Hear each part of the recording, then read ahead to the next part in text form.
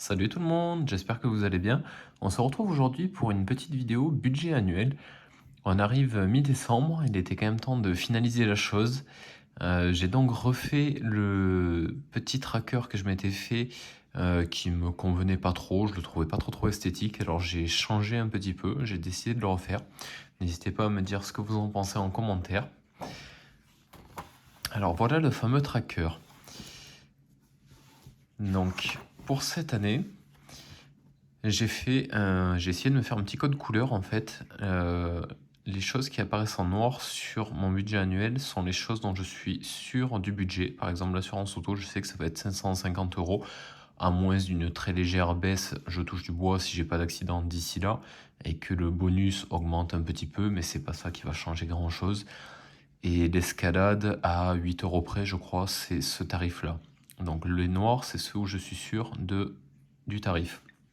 Après, tout ce qui est en bleu, c'est les choses où j'ai essayé de compter à peu près. Par exemple, les anniversaires, j'ai mis 40 euros parce que ça va être principalement des livres. En général, les livres de développement personnel ou d'investissement, c'est plus ou moins dans les 30-40 euros. Donc ça reste assez proche. Le ski, pareil, j'ai essayé de calculer combien il me fallait. Donc ça devrait être ça, on va dire, à peu près. Et après, il y a les choses en vert, c'est celles où j'espère des rabais entre guillemets ou économiser pas mal dessus, comme la régule EDF ou l'entrée de ma fille qui normalement devrait me coûter quand même moins cher que ça. Donc maintenant, pour voir un petit peu plus en détail le budget, au mois de janvier, normalement, j'ai rien. Possiblement le ski qui pourrait passer au mois de janvier si vraiment il se met à neiger dans la région. Mais je doute que ça arrive quand même trop rapidement. On a été épargné pas mal par le froid jusqu'à présent. Donc à ce tarif-là, je vais aller à la station de ski qui est à côté de chez moi. J'avais hésité d'aller aux Deux Alpes par rapport à mes amis qui vivent là-bas et qui m'avaient proposé de nous loger avec ma fille. Mais ma fille étant petite, elle ne profitera pas d'un domaine aussi gros que les Deux Alpes. Et malgré le logement gratuit, ça va me coûter peut-être le double de ce que ça me coûterait d'aller à la station à côté de chez moi et de prendre un Airbnb dans cette station-là en fait. Donc autant qu'on s'amuse avec ma fille sur un petit domaine, qu'elle apprenne tranquillement. Moi, ça me donnera pas l'impression de me ruiner non plus sans profiter vraiment du ski, puisque en soi, c'est plus elle qui va s'amuser que moi. Je vais pas vraiment pouvoir skier, on va dire. Donc voilà, la station du coin suffira. Donc je prévois 220 euros pour ça.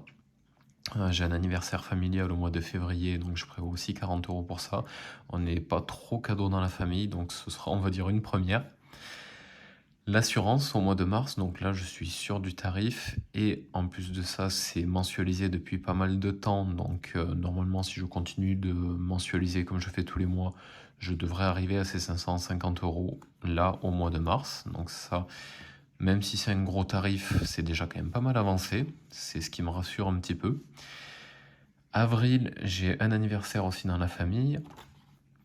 Au mois de mai, j'ai mon anniversaire à moi. J'ai pas encore mis de budget parce que je ne suis pas sûr de vouloir m'offrir quoi que ce soit. Si je m'offre un truc, ce sera probablement du matériel de sport pour changer.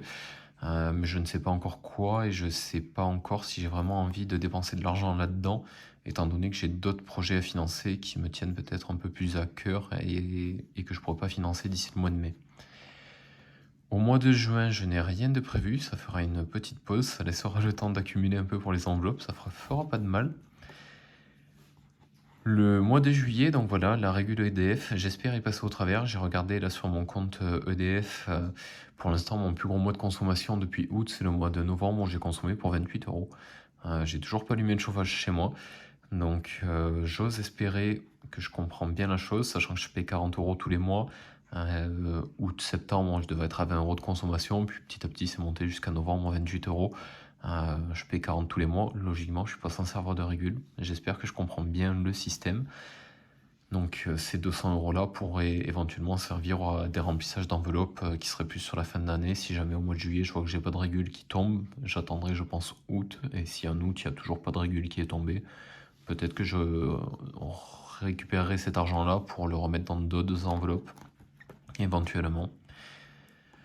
Au mois d'août, j'ai mes vacances qui vont tomber donc sur les 3 premières semaines d'août. Donc je prévois, je pense, avec ma fille d'aller voir mes parents, étant donné qu'elle les aime bien et ça lui fait du bien d'aller un petit peu chez eux.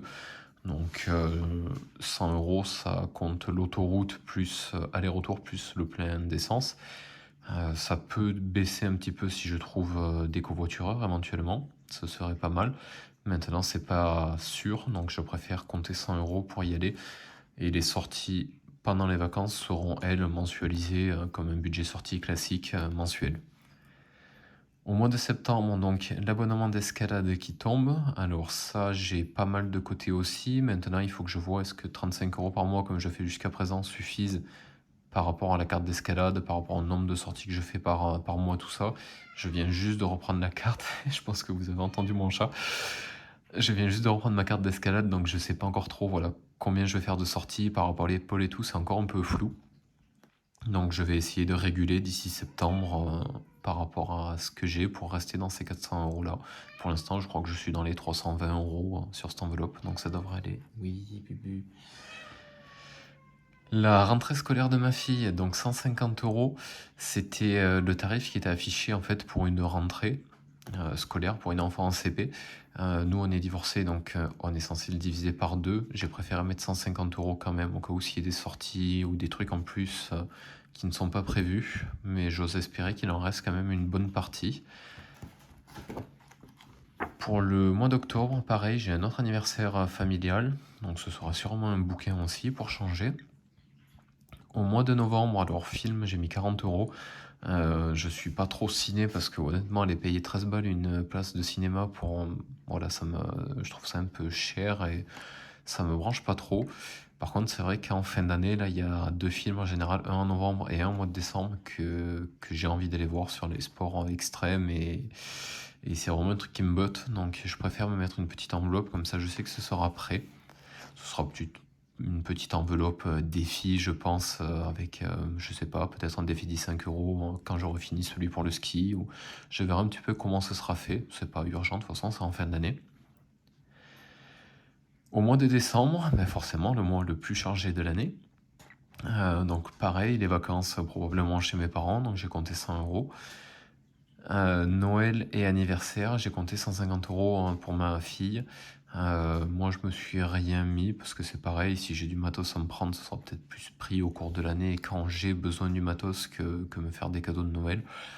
Donc voilà, 150 euros en sachant que j'aimerais refaire sa chambre, lui changer son lit. Ça fait un petit moment qu'elle réclame un lit mezzanine avec le bureau dessous. Donc ça, bah, ça dépendra un petit peu d'elle. Si elle daigne d'ici là arrêter de me réveiller toutes les nuits pour aller aux toilettes, parce qu'il y a un couloir dans le noir à traverser. Si d'ici là elle devient un petit peu autonome par rapport à ça et au réveil nocturne, je pense que je partirai là-dessus, donc lui prendre son lit mezzanine. Si par contre je vois qu'au milieu d'année, fin d'année, elle me réveille encore toutes les nuits, clairement je partirai sur autre chose parce que j'ai autre chose à faire que la soulever toutes les nuits pour l'amener aux toilettes. Et après là je me suis fait un petit encart, potentiel projet pour l'année. Donc ça, comme j'en ai parlé sur la dernière vidéo, j'ai éventuellement le projet de reprendre le parapente. C'est quelque chose qui me tient à cœur depuis très longtemps. J'adore les sensations en parapente. J'en ai déjà pratiqué il y a une quinzaine d'années. C'était vraiment top. J'ai arrêté par manque de temps et manque de moyens. Là, j'aimerais bien reprendre, d'autant plus que ça servirait à un autre but qui serait me rapprocher de la pratique du base jump dans les années à venir et qui passerait du coup par déjà beaucoup de sauts en parachute et ou de vol en parapente avant de trouver quelqu'un qui puisse me former. Donc ce serait quand même une pierre deux coups, j'ai envie de dire.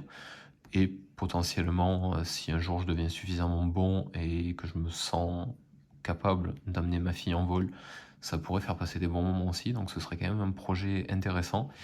Maintenant, 2000 euros, ben, c'est plus d'un mois de salaire pour moi, donc il va falloir quand même les trouver, ça va pas être simple. Je pense que la priorité, ça va être de remplir déjà toutes ces enveloppes, histoire de sécuriser mon année, et après de voir ben, comment est-ce que je peux financer ça. J'ai toujours la possibilité de taper dans l'épargne de sécurité, mais qui n'est pas censée être là pour ça. Donc potentiellement, ça pourrait servir d'apport un petit peu si j'arrive à mettre, je sais pas, 1500 euros de côté, me dire allez, 500 euros, j'en ai besoin maintenant, je pioche dans l'épargne de sécurité, je rembourse derrière. À voir, mais j'aimerais quand même ne pas faire passer la totalité des 2000 euros sur l'épargne de sécurité, Ça m'enlèverait quand même une grosse partie, c'est pas non plus le but de cette enveloppe. Après, j'ai un autre projet, c'est acheter une cuve d'eau, une cuve de 400 litres de récup d'eau pour mettre sur mon balcon, enfin sur ma petite terrasse pour cet été, le potager, essayer de récupérer de l'eau de pluie ou de l'eau au niveau des douches ou des bains. Je sais que quand je fais chauffer l'eau de la douche avant la douche, il y a au moins 6 litres d'eau qui partent à chaque fois, hein, d'eau qui est en train de chauffer. C'est un peu dommage, je trouve. Donc, si je peux récupérer ça et remplir une cuve déjà pour l'été, ça fera toujours ça de moins à payer d'eau courante pour arroser le jardin. Donc, ça, pareil, ce sera des petits défis.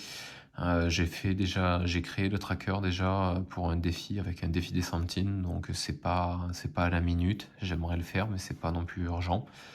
Donc, ça prendra le temps que ça prend, mais ça, dans l'année, ça va arriver.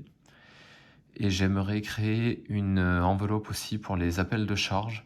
Donc ça pareil, c'est pas non plus urgent parce que je sais pas s'il y en a qui tombent et je sais pas quand ça tombera dans l'année. Le truc c'est que d'expérience, quand je vivais avec mon ex-femme à Montpellier, on se faisait mais assassiner par le syndic. Alors c'était pas le même, c'était une résidence, une copro qui était beaucoup plus vieille. Là, celle-là est récente, elle est sortie de terre en 2019, elle a encore assuré quasiment 10 ans. Donc je sais pas s'il y aura ce genre d'appel de charge ou pas. À Montpellier, c'était entre 400 et 600 euros à chaque fois. Donc voilà, je pense que c'est quand même préférable de mettre 300 euros au cas où, tant pis, qu'ils dorment sur un compte qui ne rapporte rien.